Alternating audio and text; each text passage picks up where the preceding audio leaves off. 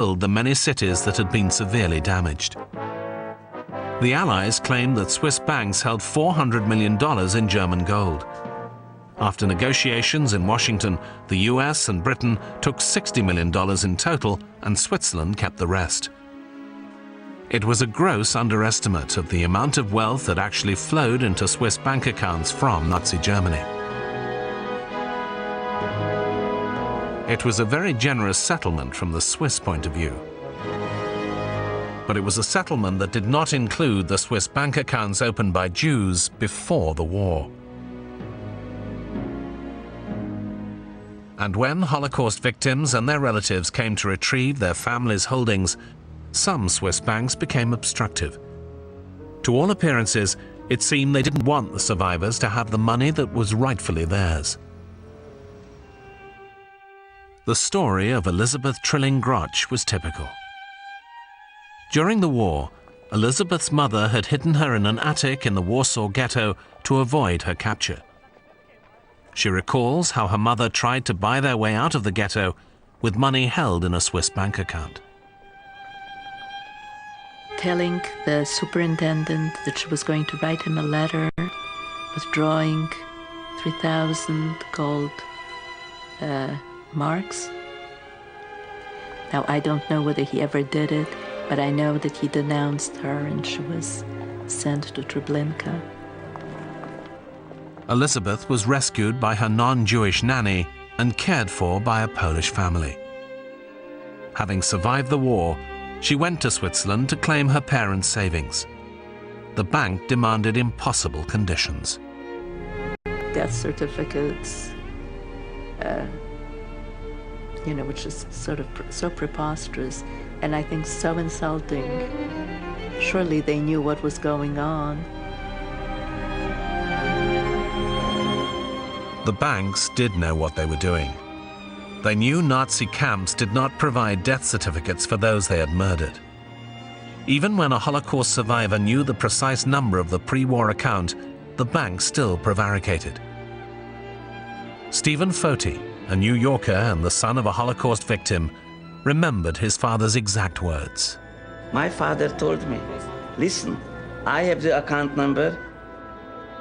You go to the bank and you are going to receive this, whatever you have there.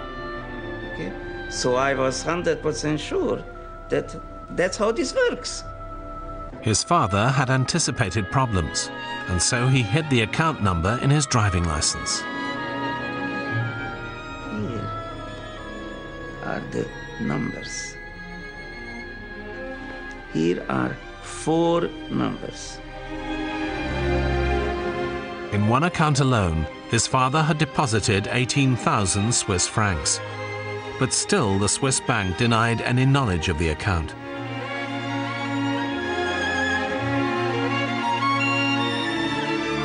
Even when the banks announced the existence of 775 accounts untouched since the war, they refused to publish a list of the names of the holders of these accounts. The banks claimed these strict privacy laws had first been introduced in the 1930s to protect Jewish deposit accounts from the rapacious attentions of the Nazis. But these same laws were being used to deny Jewish families access to their own accounts. It was time to expose this hypocrisy. The cozy world of Swiss banking was about to be blown apart by the intervention of a group of powerful Americans. The secrecy of the Swiss banks would be unable to protect their darkest secret of the war. 1995 marked the 50th anniversary of the end of the Second World War. But many survivors of the Holocaust, the victims and their relatives, still suffered from injustice. For many years, Swiss banks had managed to resist their claims. They needed help urgently. It finally came from a businessman who was chairman of the World Jewish Council. Having heard many stories of justice denied, Edgar Bronfman decided to fly to Bern and confront the banks. The entire Jewish world is part of my family. And sure, I lost 6 million members of my family, so to speak, in the Holocaust. And the victims, very much in my mind. And the survivors very much in my mind. Israel Singer worked with him. The people who were fighting in World War II were clearly the evil and the good, and the Swiss decided to be neutral in a struggle between evil and good. They received an icy welcome in Bern, where they were accused of hatching a plot to bring Swiss banks into disrepute.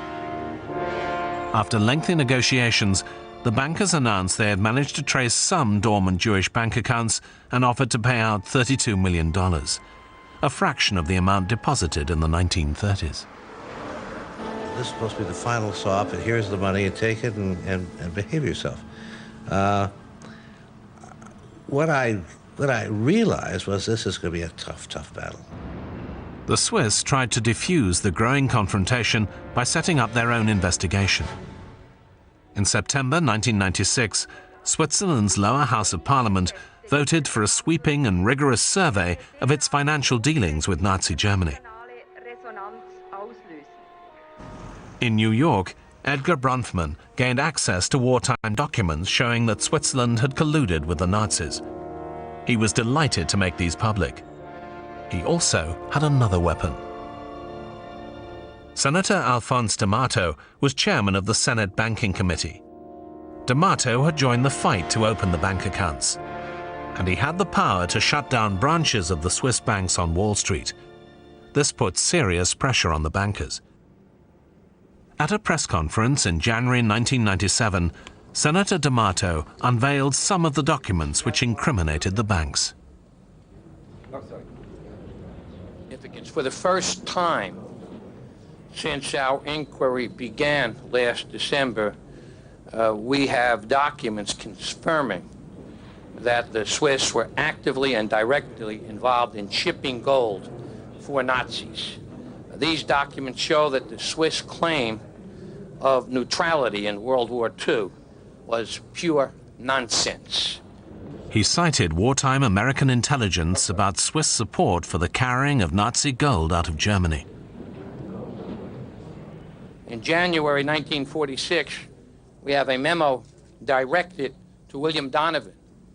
He was the head of the OSS at that time, which was a predecessor to the CIA.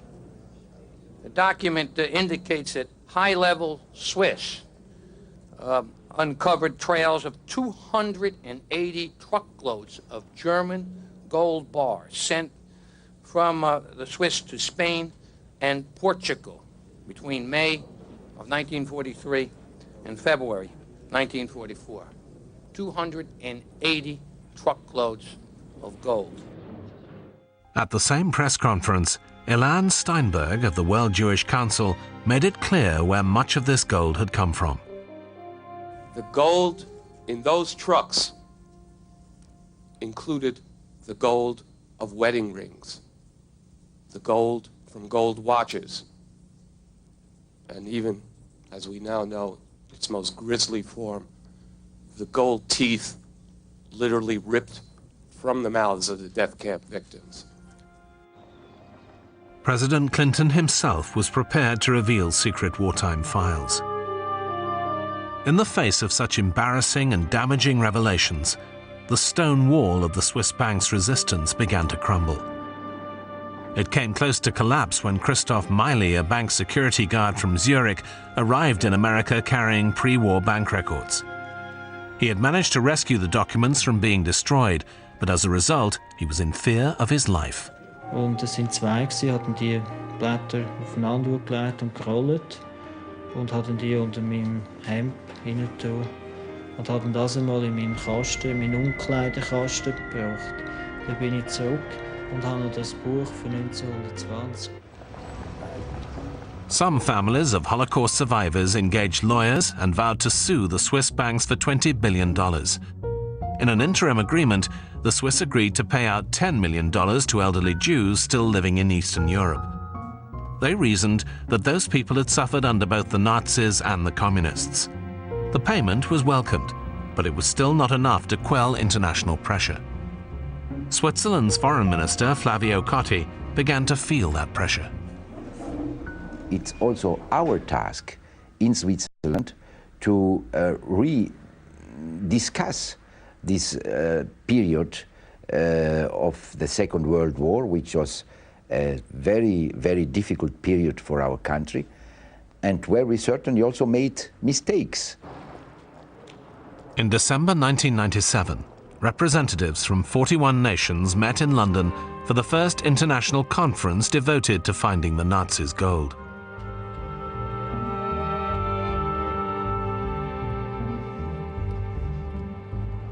Delegates from Poland and Austria laid claim to 5 tons of looted gold held in Allied bank vaults for safekeeping during the war.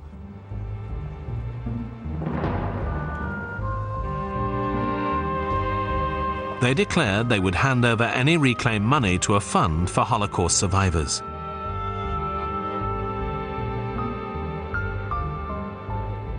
Among the delegates was the US Undersecretary of State, Stuart Eisenstadt. And therefore, we call on all concerned here in London and those elsewhere to accelerate the pace and complete their great task before we enter the new millennium. The work of the historical commissions underway in so many countries should be completed by then. The funds which have been established and those which will be established should disperse a generous portion of their contributions to Holocaust survivors by the end of this millennium.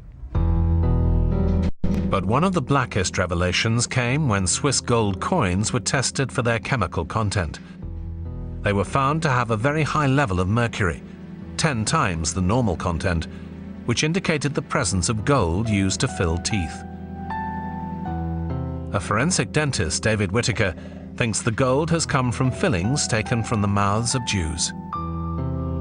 You wouldn't expect to find mercury to any great level in refined gold, gold that's used for bullion or gold that's used for making coinage and so on.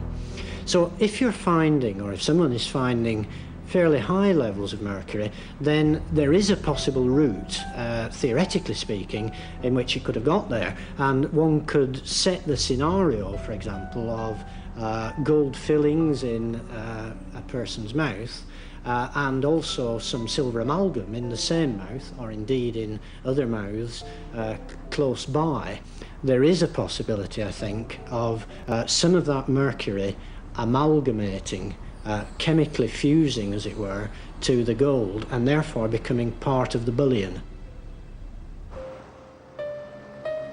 Threatened with boycotts of and sanctions against branches of Swiss banks in the United States and elsewhere, the Swiss bankers finally agreed to a hugely improved arrangement of $1.25 billion to be paid out over 3 years.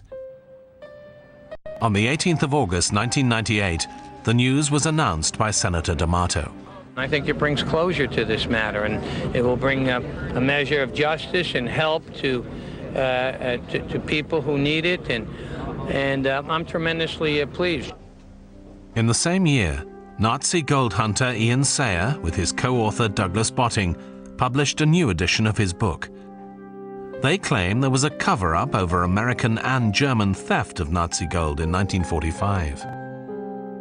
Sayer calculates the worth of the missing gold in today's values at $4 billion. Some of it, he believes, was used to fund covert operations by the OSS, the antecedent of the CIA. I have good reason to believe that Nazi gold was being used by